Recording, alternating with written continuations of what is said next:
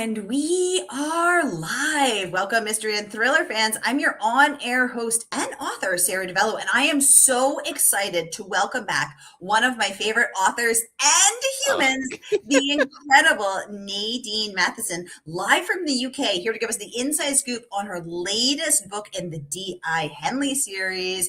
That is The Shadow Carver, out tomorrow in the US. Nadine, welcome back to Mystery and Thriller Mavens. Tell us about this book. Well, thank you for having me. It's lovely to be back. So, The Shadow Carver is the fourth book in the Inspector Angelica Henley series.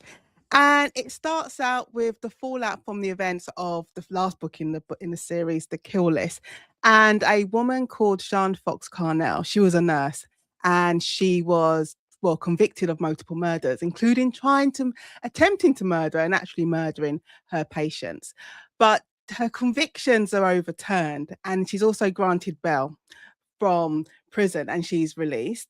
And then shortly after she's released, she is murdered, and Henley and the Serial Crimes Unit have to investigate her murder. And whilst they're investigating the murder, they discover a vigilante network, and that is The Shadow Carver. Well, that is quite a lead up. Thank you so much. I am so excited to ask you about. Oh, I see the surprise faces coming up on the surprise emojis coming up on Facebook. I am so excited to get the inside scoop. I'm such a fan of the series. I love these books. So I can't wait to talk to you about them. First, I just want to welcome everyone because we are broadcasting live to 10 different destinations across Facebook and YouTube. So mystery, thrill, and thriller loving friends, no matter where you're watching from, you are in the right place. It is the right time. It is Mystery Monday. And because Mondays can be murder, we're going to get your week off to a killer start. So if you've been here before, you know the drill. And if you're new, welcome, friends. Here's the drill. Every Monday, I give you my hand-picked featured authors, and you get to ask them anything. So ask Nadine about The Shadow Carver, about her series, her writing practice, anything you want to know, get it going in the comments. Renee is joining us live via Facebook from Southeast Florida. She says, hi, Nadine and Sara. Hi, Renee. Hi, Renee. Welcome. Robin is joining us from sunny Coeur d'Alene, Idaho. Hi, Robin. Hello, Robin. Yay. It's sunny and warm here as well. Now, Nadine, we did have some questions submitted in advance, so let's dive right in. You are a barrister. Tell us about how that impacted you, you're writing this book and all your books. Well, all of the books. So I was practicing criminal law, and even this morning, well, today I was called them the baby lawyers. I was teaching the baby lawyers today, but I've been practicing criminal law for well over 20 years. But I've always done defense work, so I've always been a defense lawyer. But it's obviously impacted me because obviously I have all this experience, all this knowledge about the criminal justice system. Right. But for my books, obviously I write procedurals, I write investigations, and my main characters are detectives. So I always say what I've had to do, I've kind of had to switch my brain around and kind of thinking like a prosecutor and thinking like an investigator. But I like to think that because of all my experience, like I know what it's like working with different types of people. And one thing I always try to make sure is apparent in all of my books is that all of my characters, especially I say the bad people, the antagonists, that they do come across fully formed, because, you know, in real life, people aren't just one way. You know, we're multi-dimensional. There's so many different sides to us. So I try and make sure, and everyone's got a backstory as well. So Nadine, in your daily practice, then you would be defending this nurse who is accused and convicted of murder, serves 6 years of her time. Is that correct? Yeah, if this was real life, if this was real life, I would be defending Jean Fox Carnell, and I'll probably be congratulating myself for getting her convictions overturned and getting her out on bail. That's what I would be doing. So I was just wondering as I was reading this, because it's not a spoiler. This starts out with a prologue from her perspective, where she's teaching the wife of a terminally ill man, or not, he's not terminal, he's of a very ill man. Very ill. Teaching the wife how to inject him with morphine and other really major medicines while she goes out to visit her other patients, Yeah. and make sure there's no air bubbles in the Yeah, doing all those I was things. sweating because I was like, oh my god, I was picturing myself flicking the syringe to get the air bubbles out. And then she's watching as the results of her the results of what she does come down from, oops, I just dropped the book, from across the street. So were you writing that thinking I would defend someone like this? I wasn't thinking like I would defend someone like this, but I was thinking like how basically like how evil do you have to be standing there with your patient's wife and you're coaching her, making sure she understands how to give her husband who is very, very ill, make sure she gives him the medication correctly because the wife is very, very nervous, and you're standing there and you're being all nice and comforting and doing your job as a nurse, knowing that you've switched the medication for something else, and knowing that when soon as she injects the husband with the medication, he's going to die. And also he said it's not a spoiler, it's right. It's right in the beginning of the book. And then she's standing there and she's watching like the son arrive because obviously the ambulance is there. Right. And she has an opportunity she knows like if I turned up 10 minutes earlier, I could have saved him, but she doesn't. And she mentally thinks to herself, and she's mentally thinking that because of my oath, my Hippocratic oath, that I will do no harm. But yet she will do no harm, but she doesn't. She just stands by the tree watching. So when I was writing that scene, I was like, okay, well, how would she feel and what would she be doing, and how could you not want to save your patients? But it's that level of evil. But I think I was intrigued by. Ooh, that level of evil. So have you ever defended someone accused of murder, Nadine? Yeah, I've accused people. I've defended people accused of murder. Not a serial killer to any of my knowledge. I don't think so. So you've had to sit with people like that. Yeah, and with all sorts of people. But everyone's always got a defense. They always have a reason. Renee would like to know, have you ever felt threatened as a criminal barrister? No, which is strange things like I haven't. And I've sat in police interview rooms and court cells with all sorts of people charged with all different sorts of offence. And I've never felt threatened. But I remember being in a police station to see a client, and one of the police officers was concerned for my safety. And I wasn't concerned, but he was concerned. And he kept reinforcing, if you need me, there's the alarm. I'm not going to be far away. And I was like, I was fine. I felt fine. So no, I've never felt threatened. Oh my, did you take that client on that the police officer was threatening? Yeah, I did. You are okay, everybody. Nadine is let's all bow to our new queen. Nads is her. Let's all bow to our new queen. Because that is incredibly, incredibly brave. Wow. Jocelyn is joining us from YouTube. Oh, Robin saying, congratulations on your 20 plus years in the legal world, Nadine. Yes, congratulations. Renee wants to know, what were you teaching the baby lawyers today? Oh, bless them.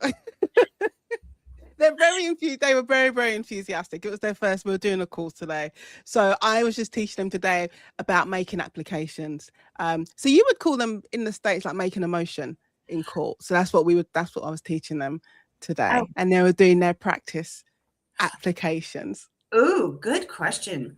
Okay, so Nadine, let's switch now to your practice as a writer. So tell us about a day in the life of Nadine, the writer. What does that look like?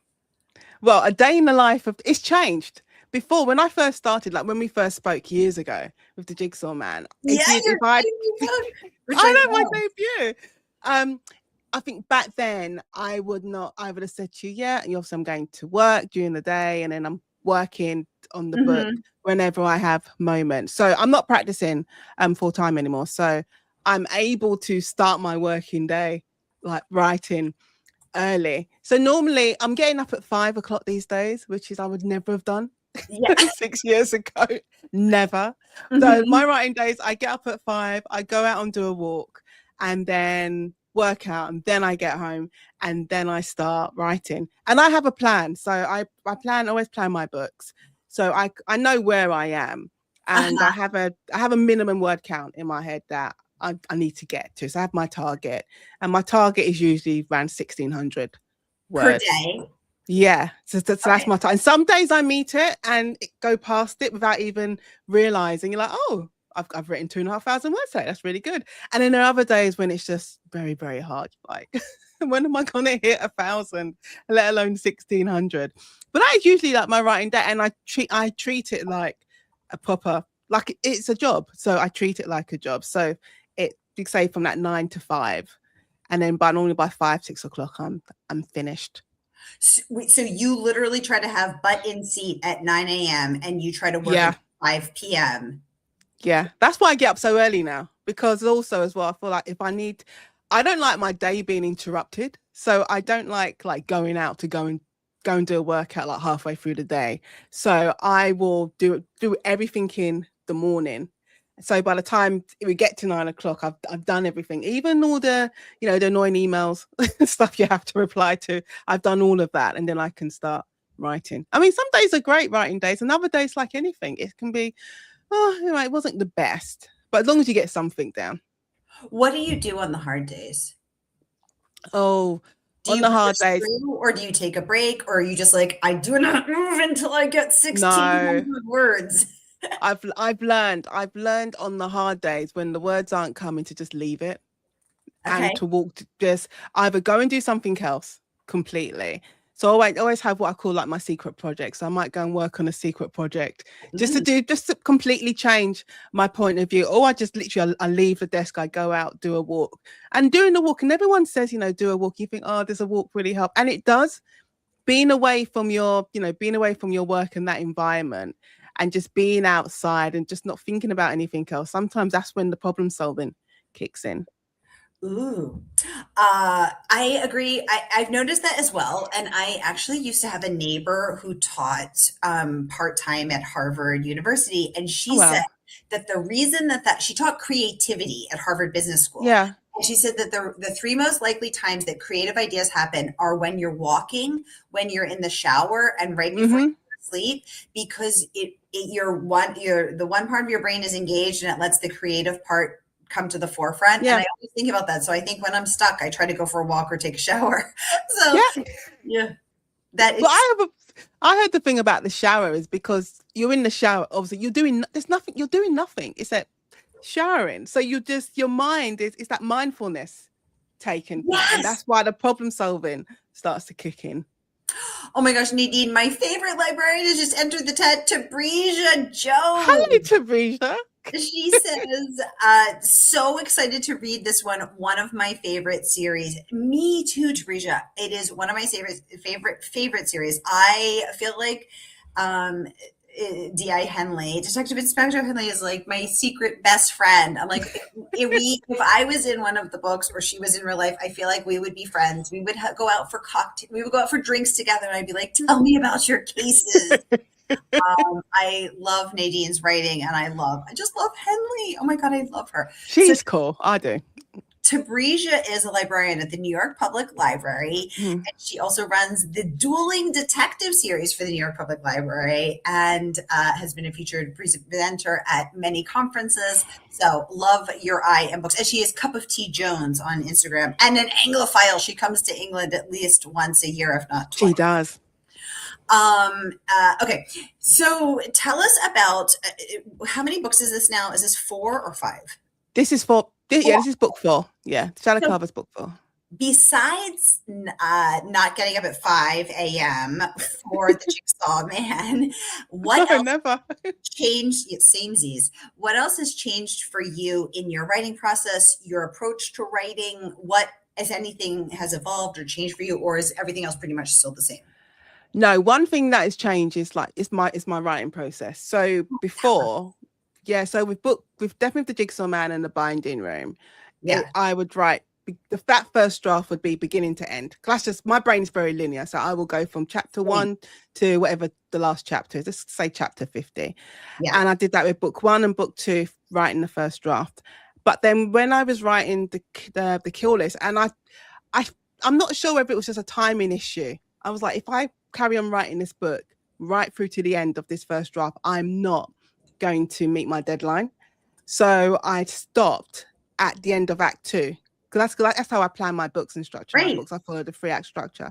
So with the first draft now, I write all the way through to the end of Act 2, then I stop, and then I start the rewrite. So I don't write that final third until I start doing the rewrite.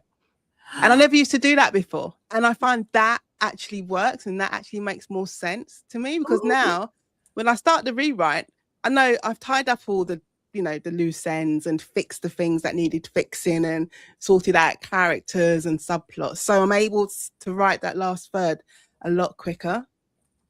Wait, I just want to make sure I'm understanding this. You only write the first 2/3 of the book. Yeah. And then you wait for the rewrite to write the final third? Yeah, that's what I do now. And how does that change? Is it that you have a better sense of the characters, or you're just amping up the tension, then you can't wait to write? Or how does that work better?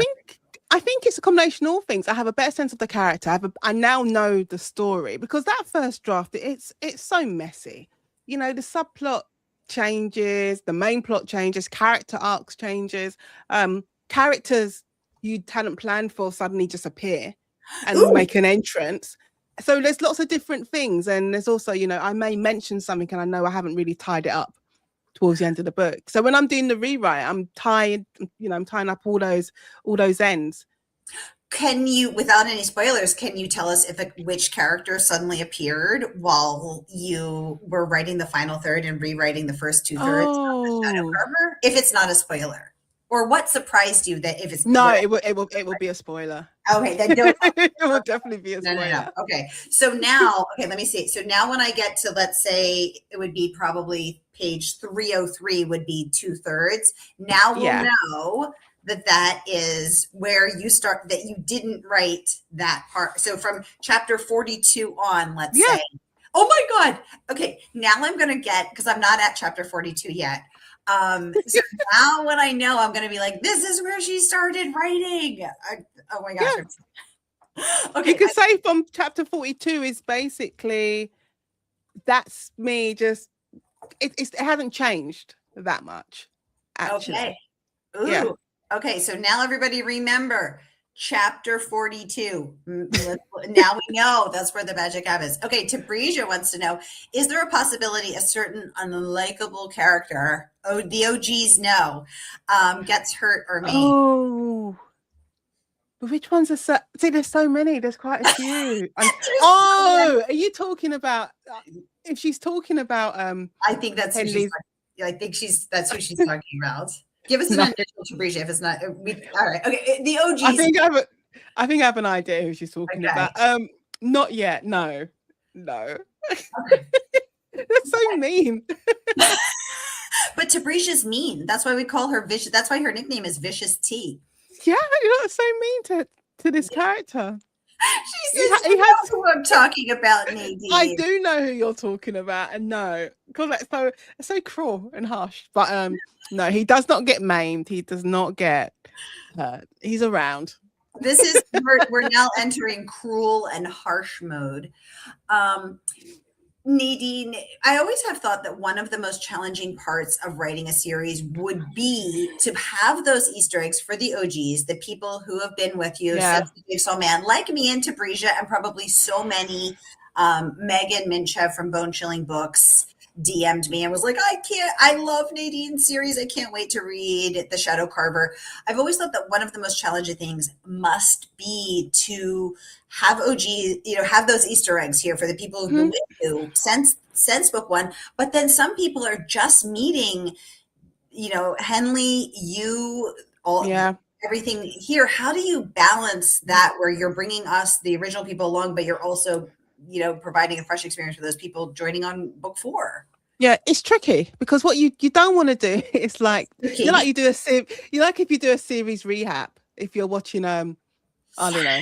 Yeah, Netflix. Like Netflix. You don't want you click skip recap or you watch it. Yeah, exactly. And you don't want to be having to you don't want to be wasting up words and wasting up chapters saying previously in the kill list. This is what happened. So it is tricky because you putting can't. in enough There's no information. skip recap button in a book. Exactly. Right. So how do And you you do don't that? want old readers to be thinking, oh my God, well, I know all this. Like, why am I going through this again? And Yeah. but you don't want new readers to feel like completely lost, because of each book, you should be able to read it as a Right. standalone, which I Right. think, you know, a lot of people, when they do read it, said you can read it as a standalone, or you can just read it in sequence. So it is tricky, because I do have to make obviously reference to things that have happened before, but I Right. don't go into that much detail about it, so a new reader gets lost. But I don't know if I have a technique for it, but I do think about it like very carefully. Think this is too much. Like, why she? Because in normal conversation with someone, you're not going to sit there with a friend and rehash everything that happened like Right. 6 months ago. It might just be a passing reference. So that's what you kind of have to do Right. with You're the not going to be like, books. so Nadine, back 6 months ago on Monday, remember when Yeah. like, are you okay? Yeah, they'll be like, what is wrong with you? So you wouldn't do that in real life. So, but it's hard. I think it's very hard to get it right, to get the balance right. Oh my gosh, your brother's here. Jason, Oh my Matheson, say hi, sis. Oh my God, I love how your family's showing up from you. Hi, Jason Matheson. They're So always lovely here. to have you. Looking very dapper in your gray suit there. Oh my goodness. I love that. Oh, there's a lot of love. There's bouquets of hearts going up on Facebook for Jason Matheson. Oh my goodness, has entered the chat. He's had his moment. He's had his moments. Now it's back to Nadine's moment. Renee wants to know, is the title the same in the UK? How about the cover? Yeah, it's the title's the same and the cover's the same. The only thing is that the color of the font is slightly brighter with the UK cover. Yeah, it's bright. I've got it behind me. I can't reach it, but yeah, and I didn't even realize this. The UK, I don't know why, the UK version is slightly bigger as well, even though they're both hardback. So I don't know if the print is smaller, maybe, but that's it. But other than that, no, they're the same.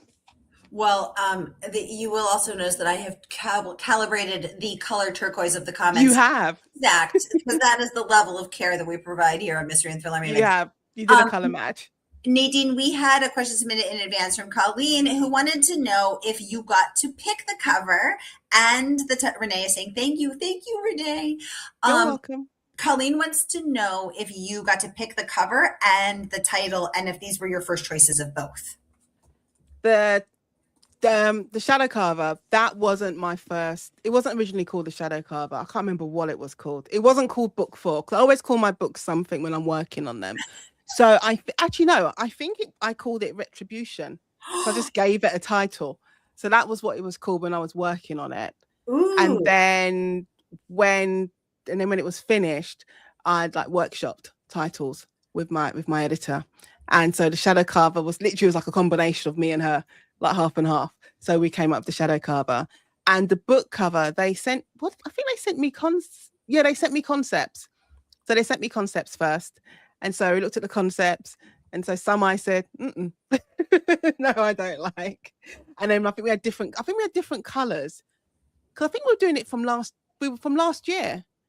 We were looking at the different covers, and then we'll go back and forth to the designers.